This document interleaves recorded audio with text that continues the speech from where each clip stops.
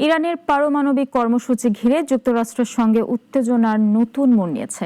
আলোচনার সম্ভাবনা যেমন আছে তেমন হুমকিও রয়েছে। এই পরিস্থিতিতে ট্রাম্পের বক্তব্য এবং তেহরানের কৌশল কি হতে পারে জানবো ডেস্ক রিপোর্টে। যুক্তরাষ্ট্রের সঙ্গে পারমাণবিক ইস্যুতে আলোচনায় বসতে প্রস্তুত ইরান, এমন বার্তাই দিয়েছে তেহরান। তবে একই সঙ্গে স্পষ্ট করে জানিয়ে দিয়েছে হুমকি ও চাপের মধ্যে কোনো আলোচনা শুরু হবে না। এই অবস্থায় ওয়াশিংটন ও তেহরানের মধ্যে উত্তেজনা যেমন রয়েছে, তেমনি কূটনৈতিক সমাধানের সম্ভাবনাও আলোচনায় এসেছে। মার্কিন প্রেসিডেন্ট ডোনাল্ড ট্রাম্প দাবি করেছেন যুক্তরাষ্ট্রের সঙ্গে একটি চুক্তিতে রাজি ইরান। একই সঙ্গে তিনি জানান বিশাল আকারের একটি যুদ্ধজাহাজ বহর ইরানের দিকে অগ্রসর হচ্ছে, যা সম্প্রতি ভেনেজুয়েলায় পাঠানো বহরের থেকেও বড়। বার্তা সংস্থা রয়টার্স জানিয়েছে এই মন্তব্যের মাধ্যমে তেহরানের উপর চাপ আরও বাড়াতে চাইছে ওয়াশিংটন।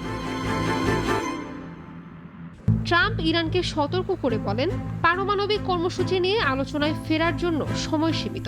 নির্দিষ্ট সময়ের মধ্যে সম্মতি না এলে আরও কঠোর পদক্ষেপ নিতে পারে যুক্তরাষ্ট্র।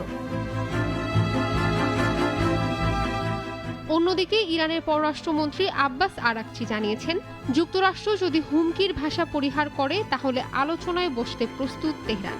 তুরস্কের পররাষ্ট্রমন্ত্রী হাকান ফিদানের সঙ্গে যৌথ ব্রিফিংয়ে তিনি বলেন, ইরান আলোচনার জন্য যেমন প্রস্তুত তেমনি যুদ্ধের জন্যও প্রস্তুত।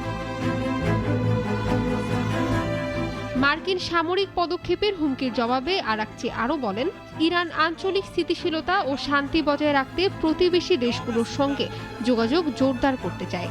সংঘাত নয়, বরং কূটনীতির পথেই সমাধান চায় তেহরান। এর আগে শুক্রবার তুরস্কের president Recep Tayyip Erdogan phone আলাপে ইরানের প্রেসিডেন্ট মাসুদ পেজিশকিয়ানকে জানান, যুক্তরাষ্ট্র ও ইরানের মধ্যে মধ্যস্থতাকারীর ভূমিকা পালন করতে প্রস্তুত আঙ্কারা। সব মিলিয়ে হুমকি, কূটনীতি এবং সামরিক প্রস্তুতির মধ্য দিয়ে ইরান যুক্তরাষ্ট্র সম্পর্ক এখন এক জটিল মোড়ের মুখে দাঁড়িয়ে। ইশরাত জাহান, নাগরিক।